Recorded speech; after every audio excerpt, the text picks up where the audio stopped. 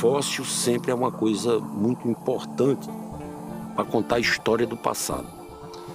E por sorte, aqui na Bacia do Araripe, a gente tem uma infinidade de grupos fósseis com uma preservação excepcional. Pode-se dizer que existem 3 lugares no mundo com essas características.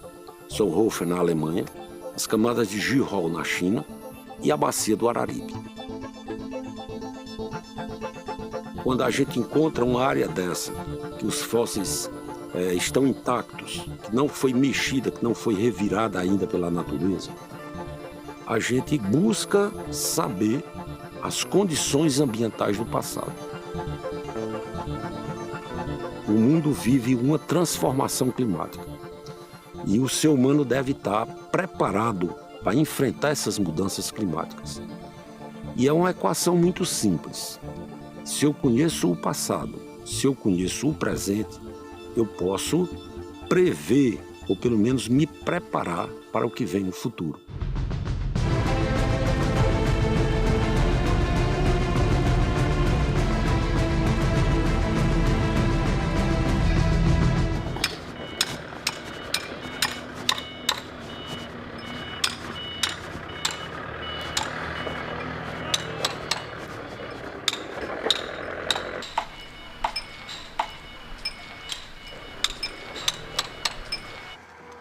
Eita, Elton, tá aqui, o nome científico é Dastilbo crandali e ele ainda vem com uma plantinha aqui, ó, uma gimnosperma antiga.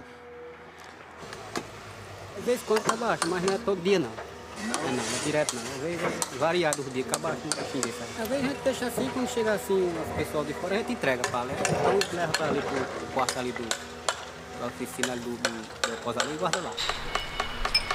Esse recurso não renovável, a gente tem que ter juízo para fazer essa exploração.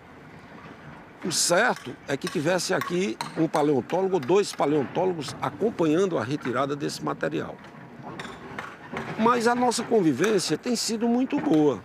E sempre que passa alguém da universidade aqui, e das universidades que visitam, que tem aula de campo aqui, eles entregam esse material. Então há uma salvaguarda. Qual é o problema disso? Muitas vezes não são coletados de forma adequada. Mas, por outro lado, os centros de pesquisa de paleontologia no Brasil não têm dinheiro para fazer uma exploração, um desbanque desse aqui, que vocês estão vendo, que seria muito caro. Então, sem a mineração, cerca de mais de 90% dos fósseis que se encontram nos museus hoje, eles não teriam sido encontrados. Eu tive a oportunidade de trabalhar com algumas mineradoras que sempre me deram muito apoio nesse sentido. Inclusive apoio para a Petrobras. Tá? A Petrobras, evidentemente, que ela tinha uma outra infraestrutura, né? Que ela mesma já organizava as litotecas dela e tudo mais. E elas tinham os paleontólogos dela. Mas se a gente precisasse de qualquer auxílio da Petrobras, ela também fornecia. Tudo é a conversa, né? Ou seja, o entendimento. E você é amparado pela lei. Estou dizendo que a gente tem atrás da gente a Constituição brasileira.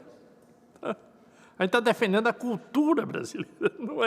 Não é uma coisa pequena, não. É algo bastante importante. Aqui é a formação que tem a maior diversidade de grupos fósseis. 72 espécies de plantas já descritas, dinossauros, pterossauros, crocodilos, tartarugas, lagartos, anfíbios como sapos e rãs. Aqui tem cerca de 120 milhões de anos quando ocorreu esses depósitos aqui. E por situações especiais, eles ficaram extremamente bem preservados. Dessa mina aqui saiu o fóssil, o Birajara jubatus. É um fóssil bastante emblemático, que por acaso ele caiu na mão de traficantes e ele foi para a Alemanha, foi repatriado, foi o artigo despublicado, mas hoje ele se encontra no Museu de Paleontologia Plasticidade de Nuvens, aqui em Santana do Cariri, o museu da universidade.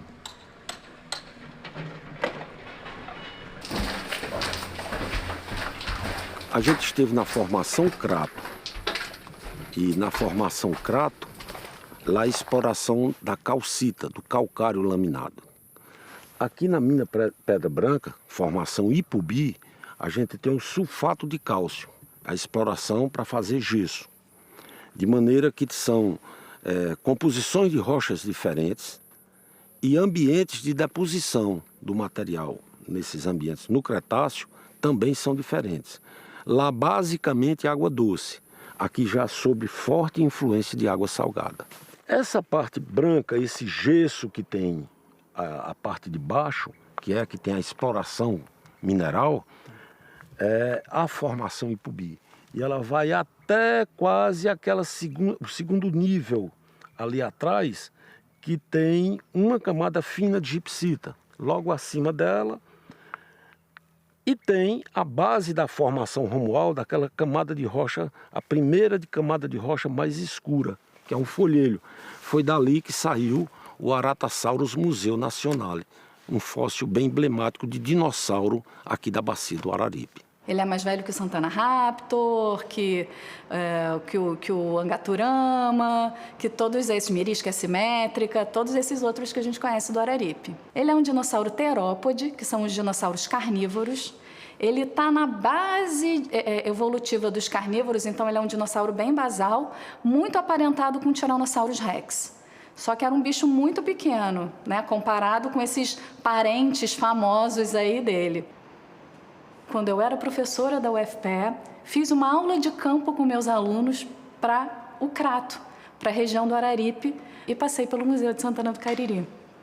E lá no museu tinha acabado de chegar uma caixa que eles acreditavam ser de um pterossauro. E como eu era especialista em pterossauros, na hora me chamaram para olhar o material.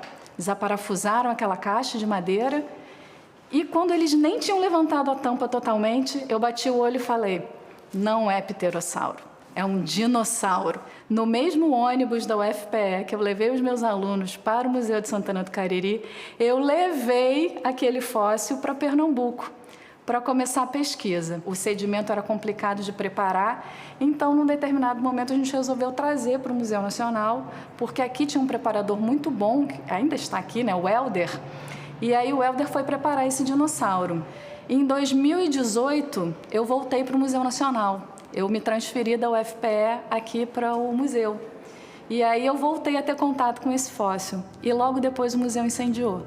Então, para nossa sorte, como ele estava no laboratório de preparação, que não era no museu, dentro do palácio, o fóssil não foi afetado. E aí a gente, então, sentou, terminou a publicação e deu, em homenagem, o nome desse dinossauro de Aratasaurus Museu Nacionale, que significa o dinossauro nascido do fogo do Museu Nacional.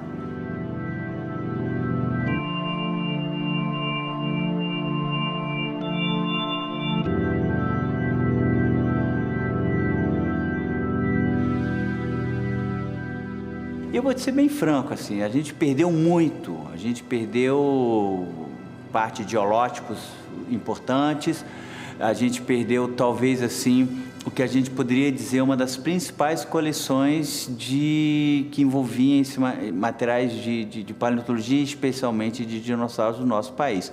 Porém, muita coisa se recuperou graças a um trabalho dedicado de pesquisadores, técnicos, alunos. Nós recuperamos, por exemplo, o Santana Raptor, que é, sem dúvida nenhuma, o dinossauro mais famoso que nós encontramos no nosso país, que vem lá da região do Ceará.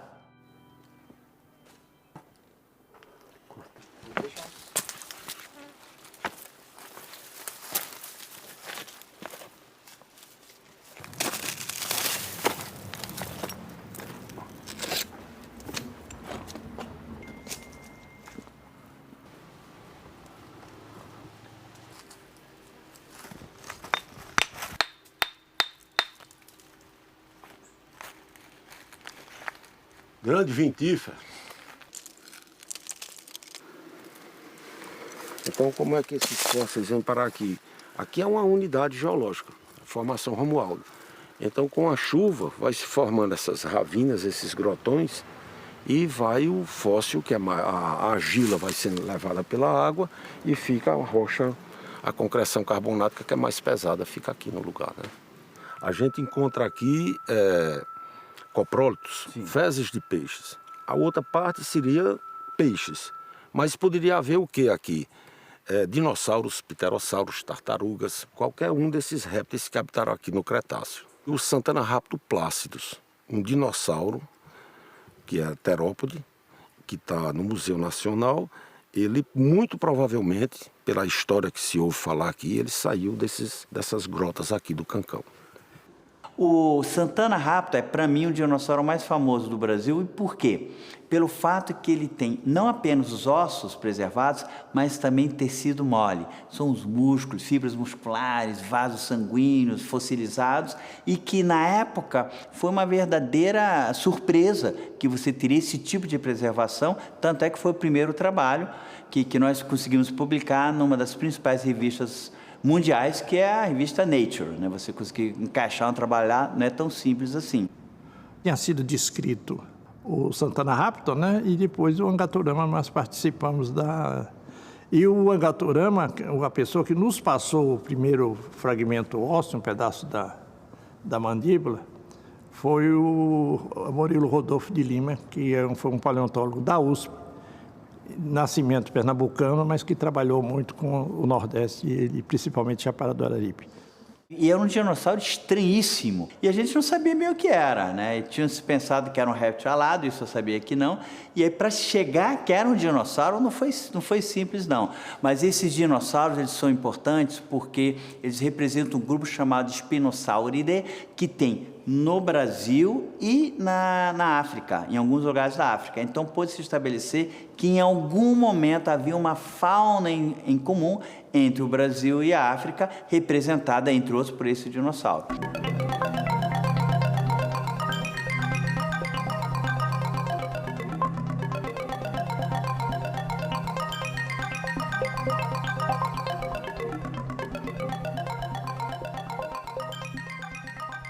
Nem todo fóssil, você sabe, quando você recebe ele na mão, sem ter coletado, você sabe de onde ele vem.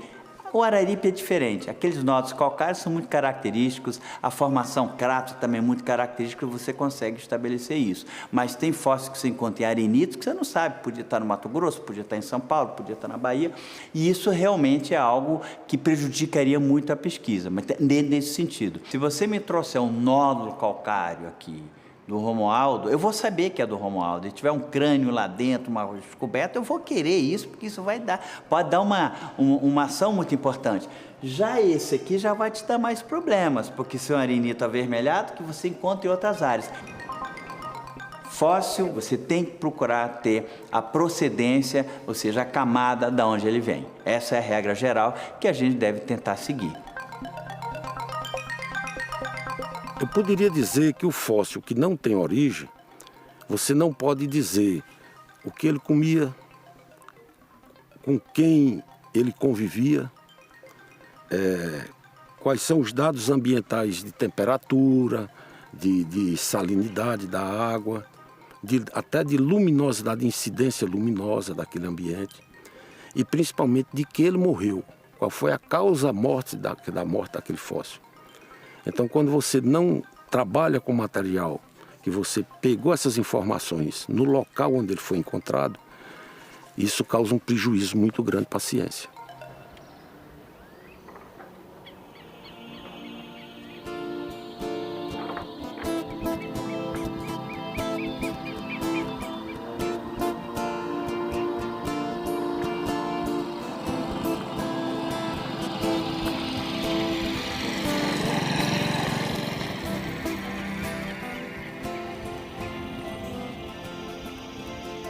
Nosso museu foi pensado para ser um museu da cidade de Santana, ou seja, para a cidade de Santana, para o pessoal da cidade de Santana, mas que especialmente devotado para esse patrimônio fossilífero dessa região, certo? E a forma de ser isso é interagir com a comunidade. A gente tem um problema sério na região, é que a gente tem fósseis magníficos que são cobiçados pelo mundo. E aí você tem uma pressão muito forte em cima de uma região que tem um IDH baixo. Então, uma das formas de lidar com essa pressão é criar alternativas econômicas para as pessoas da região, para que elas possam se beneficiar desses fósseis permanecendo aqui. O visitante que vem ao Museu de Paleontologia, ele é recebido por crianças da comunidade, que são selecionadas no ensino municipal para ser os guias desses visitantes. Então, essas crianças recebem um treinamento específico sobre paleontologia, geologia, história de Santana, história da bacia sedimentar, e aí vão guiar os visitantes por todo esse patrimônio e a história da paleontologia dessa região. Lá no museu, eu sou bolsista do CNPq também, e lá eu tenho um projeto que é dar oficinas de réplicas, que a gente tem o intuito de diminuir o contrabando dos fósseis. Eu me interessei pelo assunto, né? E até hoje estamos aqui. Já fui guia no Museu de Paleontologia e já tenho um conhecimento mais amplo sobre escavações, paleontologia, geologia. Também sou um bolsista lá do museu e eu tô mais durante a semana no museu. Junho, somente os finais de semana, né? Isso mesmo. Você também é guia? Sim. Eu acho muito interessante estudar essa questão da área da geologia e ciência, é algo que eu acho que engrandece muito a nossa cultura, principalmente quando a gente está falando de algo da nossa região. Quando o pessoal vem para cá e a gente consegue conversar sobre algo que é nosso, engrandece muito a nossa cultura. Tem a criançada que gosta, né? Elas já, assim, quando chega, aí fica fazendo aquelas perguntas, né? Que é criança. Você tem quantos anos, Lucas? Tenho 16. Os programas de educação para a importância, valorização do patrimônio, dos fósseis, da importância deles aqui, fazem com que modifique-se a relação dentro dos lares. Os peixeiros deixaram de ser peixeiros porque os filhos pediram para eles deixarem de ser peixeiros.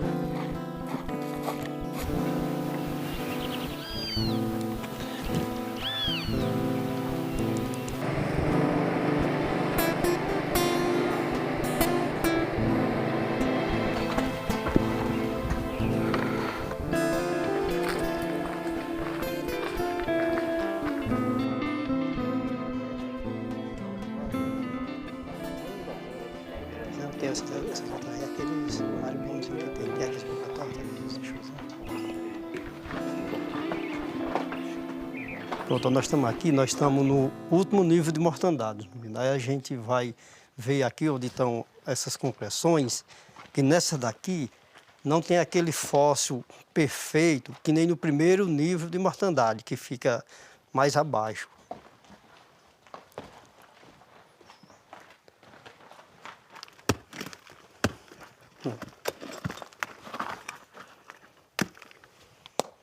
Aqui é uma concreção, aqui provavelmente tem uma antárreas.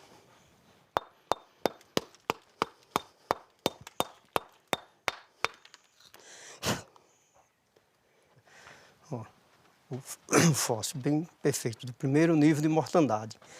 E dentro da concreção, que fica como testemunho, está aqui ó, a gipsita e a calcita, né?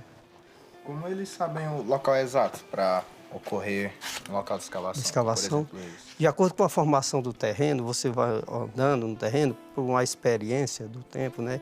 Aí você vê a mudança de solo e das concreções que aparecem. Aí conhece que aqui é o local exato para a gente fazer a escavação. Sim.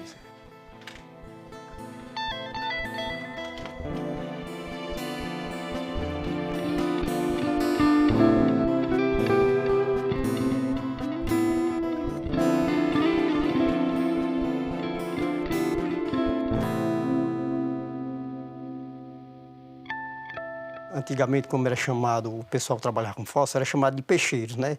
Meu avô trabalhou com coleta de fóssil, naquela época ninguém sabia que era proibido. Meu pai, meus irmãos.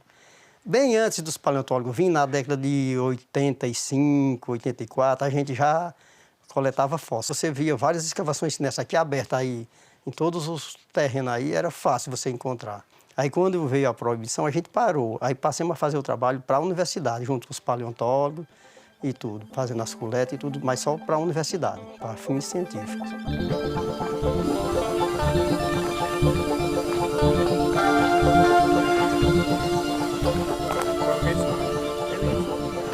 O quê, rapaz? Vamos fazer o seguinte agora. Davi, Tu pega a prancheta, tu tá com a bússola já aí, né? No bolso dele. Tá. Então eles vêm para cá buscar conhecimentos de campo. Mas também tem os alunos de iniciação científica que já optaram, dentro do curso de biologia, por paleontologia.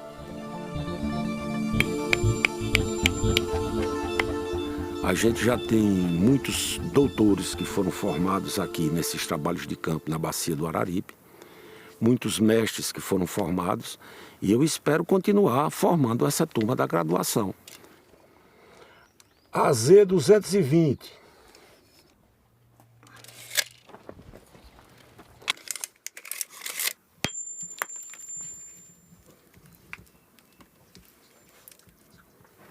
Vintifa comptone também. Até agora só deu vintifa, é peixe.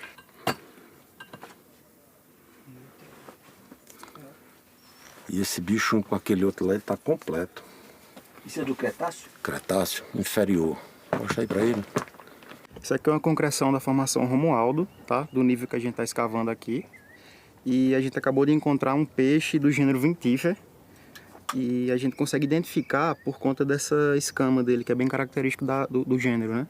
E além da escama, nessa concreção também aqui está preservado a nadadeira.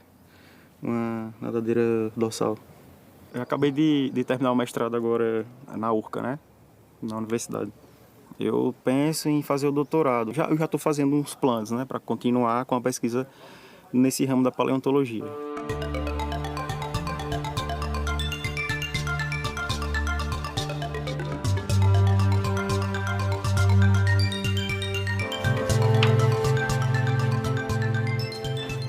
Eu faço o curso de biologia da URCA, estou no 2º semestre e estou querendo ir para essa área da paleontologia.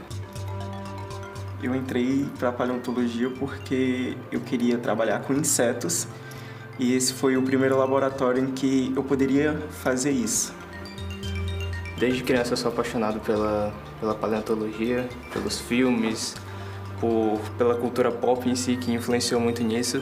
E logo depois que eu descobri que essa região era uma região tão rica em fósseis, eu vi uma oportunidade muito grande por aqui. E então isso despertou ainda mais a minha vontade de ser um paleontólogo. E, bom, estou lutando para fazer isso acontecer. Eu comecei a trabalhar com os pterossauros na graduação, fiz mestrado e doutorado com esse grupo de animais e atualmente estou realizando pesquisa continuo com os pterossauros. E atualmente tentando traçar um padrão de relação dos pterossauros daqui com a localidade de Cruzeiro do Oeste, que são um grupo de pterossauros tapejarídeos, né, que nós temos aqui, nós temos em Cruzeiro do Oeste e nós temos na China. Então é tentar entender um pouquinho a relação, por que tem esses mesmos grupos nesses 3 locais. Na bacia do Araripe, nessa região, nós temos uma variedade de biodiversidade de espécies de pterossauros. Então não é apenas uma única espécie, são cerca de quase 30 espécies descritas de 2 grandes grupos, que são os anhanguerídeos, aqueles pterossauros que têm dentes, que eram tidos como piscívoros, e os tapejarídeos, que é o segundo grupo desdentado, que é meio associado com herbivoria. O principal aqui, o que nós temos de melhor nessa região, é o tipo de fossilização que ocorreu aqui é diferencial de outros locais. Então você tem os ossos, quando são encontrados fossilizados, eles são tridimensionais. Então é como se eles não tivessem sofrido nenhuma modificação ao longo do tempo. Como se você estivesse pegando o osso do animal e olhando em 3 dimensões toda a morfologia dele. Você consegue ver, diferente de outros locais, em outras áreas fossilíferas, que os ossos são geralmente achatados e comprimidos, né? São bidimensionais. Então aqui nós temos o holótipo. Esse termo holótipo denomina o fóssil, o primeiro fóssil que deu origem àquela espécie. Então nós temos um crânio quase completo, tridimensional, faltando apenas algumas partes aqui dessa região posterior. E esse material aqui eu pude estudar ele durante o meu mestrado. Quando eu finalizei a preparação, eu percebi que se tratava de uma nova espécie, um novo gênero de pterossauro. E aí nós nomeamos ele como Maharadactylus kellneri, em homenagem ao professor Alexander Kellner. Então dá para ver que a preservação das partes ósseas, como essa crista, que é bem comum nesse grupo de pterossauros, é bem tridimensional. Dá para ver todas as porções do crânio sem alteração. Esse aqui, ele não tem nenhum dente, é totalmente desdentada a mandíbula dele. Dá para ver as estruturas internas da parte interna do crânio, porque a preparação dele foi feita com ácido. Então foi uma preparação mais minuciosa, mais detalhada, tanto que todas as partes internas do crânio foi removido o máximo possível de rocha, ficando apenas esse pouquinho aqui. Passei quase 1 ano e 6 meses no processo de preparação dele. Então eu removi toda a rocha que estava cobrindo os ossos para poder observar cada parte anatômica do crânio. Dá um orgulho assim de ter conseguido extrair o máximo de informação sobre esse registro que ficou preservado aí na Terra para nós, de informações da vida do passado.